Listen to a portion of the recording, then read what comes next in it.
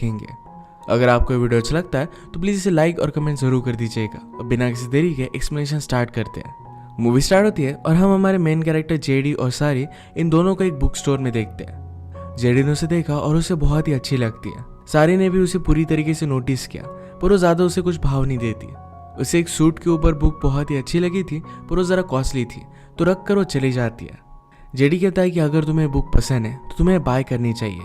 इसका कवर भी उसने निकाल दिया।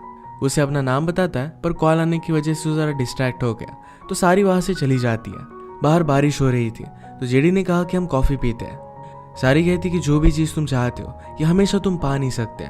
जेडी कहता है कि मैं कभी भी गिव अप नहीं करता और उस वजह से सब कुछ पा लेता हूँ। उसने कहा कि अगर तुम मेरे साथ कॉफ़ी पियोगी तो बुक में तुम्हें गिफ्ट दे दूंगा। वैसे भी बारिश चल रही है, तुम जा नहीं पाओगी। सारी फिर भी मानती नहीं, तो उसने कहा कि मैं 10 तक काउंट डाउन करता हूँ। अगर 10 तक ये बारिश खत्म नहीं होती तो मेरे साथ कॉफ़ी पीना।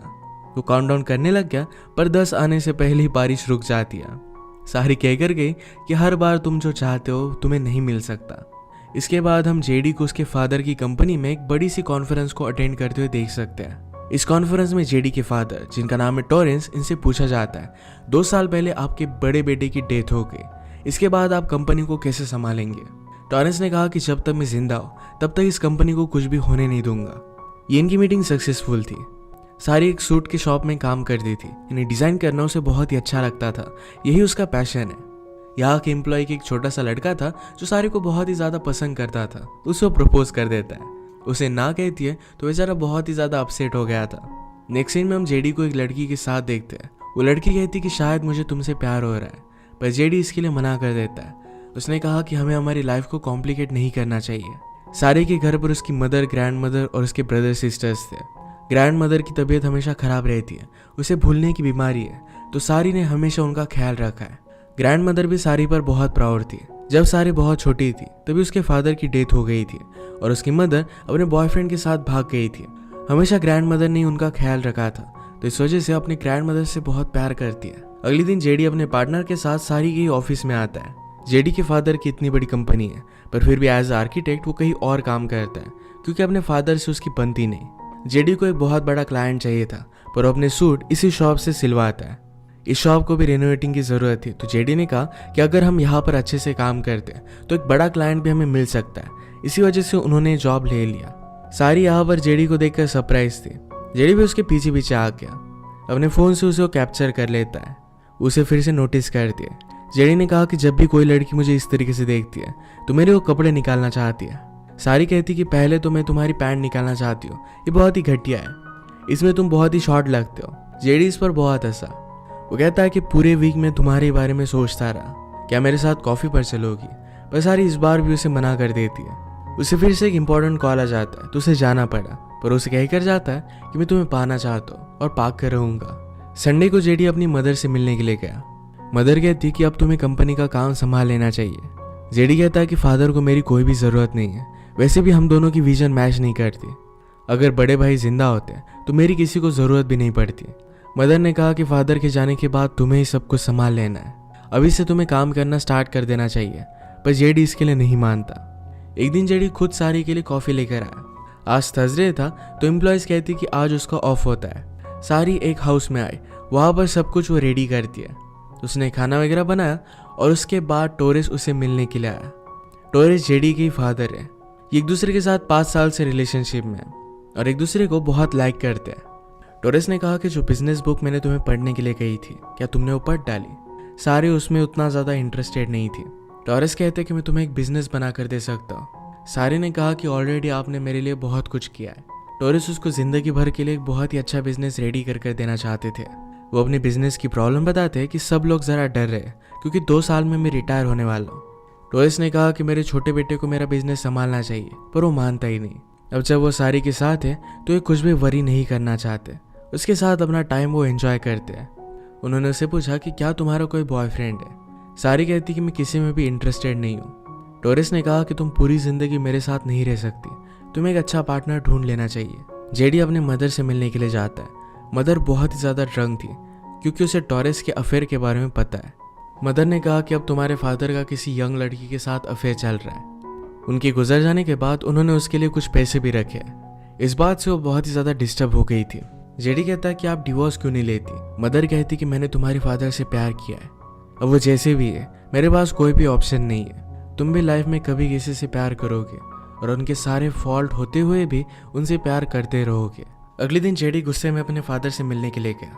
फादर कहते कि अगर तुम कंपनी को ज्वाइन करना चाहते हो तो हमेशा तुम्हारी जगह यहाँ पर है। जेडी कहता है कि कभी भी आपको मेरी ज़रूरत नहीं थी। जब मैं यहाँ पर काम कर रहा था तो हर दिन आपने मुझे याद दिलाया कि मैं कितना बड़ा नालायक हूँ। फादर ने कहा कि तब तुम्हारे बड़े भाई की रिसेंटली डेथ हुई थी और उसी वजह से मैं ज़रा डिस्टर्ब था। जेडी गुस्से में वहाँ से निकल जाता है। उसने अपने फ्रेंड को कॉल किया और कहा कि मुझे इस प्रोजेक्ट से निकाल दो। फ्रेंड ने कहा कि तुमने कमिटमेंट की थी, अब तुम्हें कंप्लीट करना पड़ेगा। इसके बाद वो डायरेक्टली सारी से मिलने के लिए आता है। उससे पूरा ऑफिस दिखा रही थी और कहती कि तुम्हें अपने लिए भी सूट बनवा लेना चाहिए। जेडी इसके लिए हाँ कहता है। वो ज़रा डिस्टर्ब लग रहा था। सारी उसका मेजरमेंट ले रही थी पर वो ज़्यादा डिस्टर्ब होकर वहाँ से चला जाता है। कल वो सारी के लिए कॉफ़ी लेकर आया था जिसके लिए उसे थैंक यू कह दिया। उसके डिस्टर्ब होने का पीछे का रीज़न ये था कि अपने फादर को उसने कन्फ्रंट किया और फादर ने उसे सारी के बारे में बता दिया था। ये उसे एक बहुत ही बड़ा शॉक लगता है। अपना दिल हल्का करने के लिए अपने फ्रेंड को ये सारी बात वो बता देता है। नेक्स्ट सीन में हम देखते हैं कि जेडी की मदर ने एक पेंटिंग मंगवाई हुई थी। एक बार मदर का भी एक आर्टिस्ट के साथ अफेयर हुआ था, उसी की पेंटिंग वो बाय करती रहती है। इस बात के बारे में टॉरेंस को पता था। मदर ने कहा कि पहले तो अफेयर तुमने किया था। टॉरेंस कहते कि मैंने अफेयर किया पर तुमने उससे प्यार किया था। जेडी ने सारी को इग्नोर करने की बहुत कोशिश की पर उससे दूर नहीं रह सकता। उससे पूछता है कि क्या तुम मेरे साथ डेट पर चल सकती हो। उसे फिर से मना करती है पर इस बार वो गुस्सा हो गया। वो कहता है कि तुम भी मुझे लाइक करती हो, इसमें प्रॉब्लम क्या है। वो बेसिकली उसे फोर्स करने लग गया था तो सारी ने एक पिन लेकर उसे मारा और वो अपना कॉल उठाने के लिए चली जाती है। उसे पता चला कि ग्रैंड माँ मिसिंग है। जेडी उसके साथ ग्रैंड माँ को हर जगह पर ढूंढने की कोशिश करता है।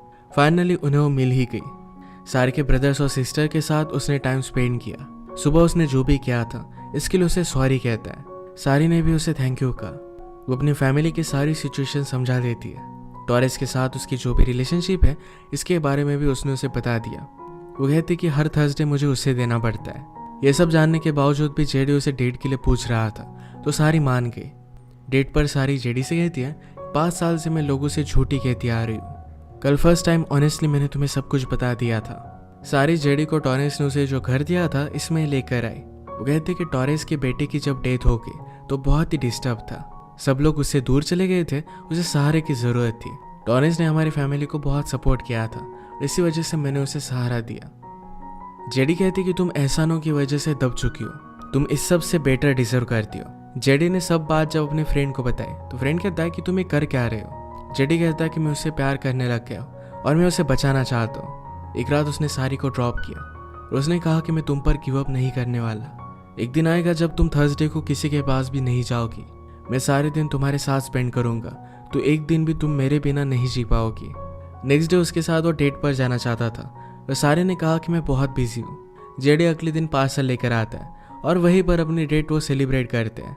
सारी के ऑफिस का छोटा सा बच्चा इससे जेलस हो जाता है, वो भी उसके लिए लंच लेकर आता है। जेडी सारी और उसकी फैमिली के साथ भी बहुत सारा टाइम स्पेंड करने लग गया। ये सब मिलकर गेम्स खेलते थे।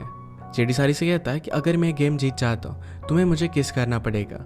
वो एक्चुअल में जीत गया और सारी जब उसे गाल पर किस कर रही थी तो उसे लिप पर किस कर लेता है।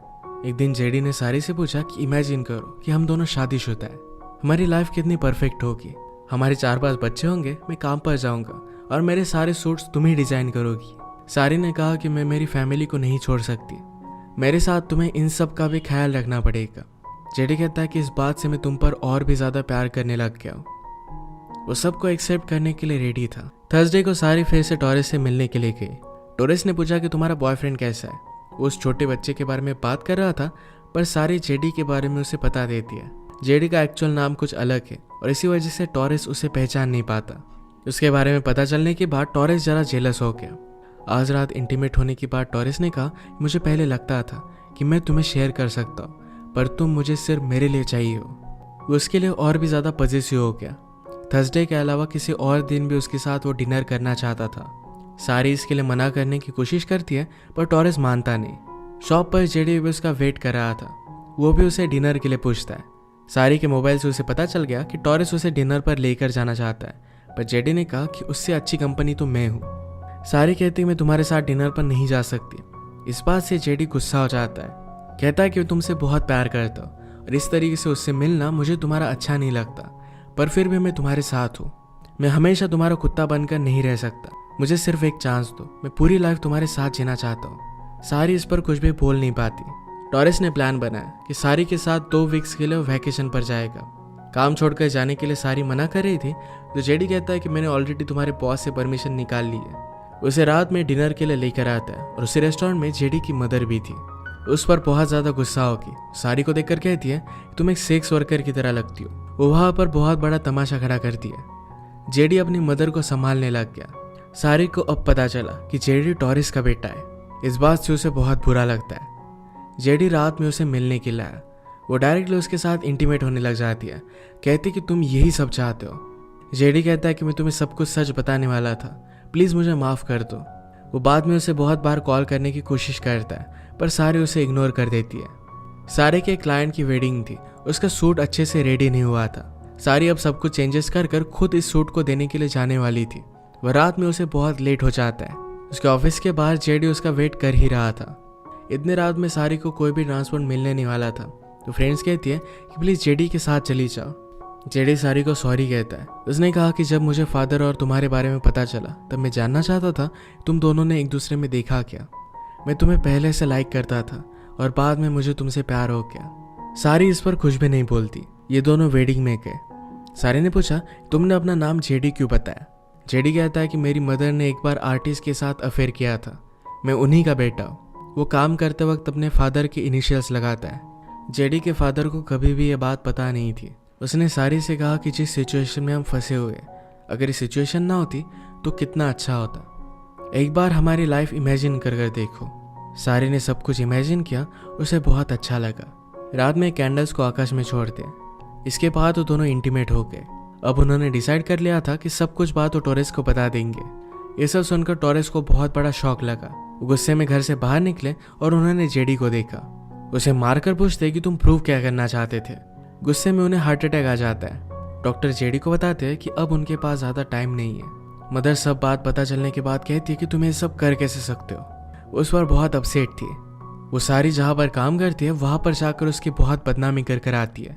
उसका सीक्रेट सब लोगों को पता चल गया था। सारी के मदर ने कहा कि कोई भी तुम्हें जज नहीं कर सकता। सारी कहती कि सब गलती मेरी ही है। ग्रैंड मदर कहती कि तुमसे गलती होगी, पर अब तुम्हें जो भी पनिशमेंट मिले इसे तुम एक्सेप्ट कर लेना। टॉरेस अपने वाइफ से कहते हैं कि मैंने तुम्हें बहुत हर्ट किया है, प्लीज़ मुझे इसके लिए माफ़ कर देना। उन्होंने जेडी को CEO बना दिया। जेडी कहता है कि मैं रिस्पॉन्सिबिलिटी नहीं ले सकता। फादर कहते हैं कि तुम पर ही सब लोगों की जॉब डिपेंडेंट है, तुम्हें लोगों के लिए करना पड़ेगा। उन्होंने सब चीज़ों के लिए उसे माफ़ कर दिया था, क्योंकि उन्हें पता था कि प्यार किसी से भी हो सकता है। टॉरेस के डेथ के बाद सारी ने डिसाइड किया था कि उससे वो नहीं मिलने वाली। उसके बाद डायरेक्टली 1 साल बीत गया था।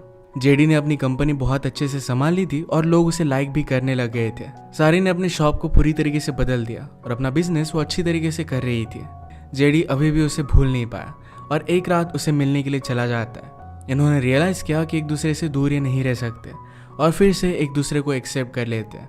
इसी के साथ ये मूवी एंड हो जाती है। अगर आपको एक्सप्लेनेशन अच्छा लगा तो प्लीज़ इसे लाइक और कमेंट ज़रूर कर दीजिएगा। मैं बहुत सारे मूवीज़ लेकर आते रहता हूँ, तो प्लीज़ चैनल को सब्सक्राइब कर दीजिए और बेल नोटिफिकेशन आइकॉन दबाना मत भूलिएगा। फिर से मिलेंगे और एक नए मूवी के साथ। तब तक के लिए थैंक यू और आप अपने आप का ख्याल रखिए।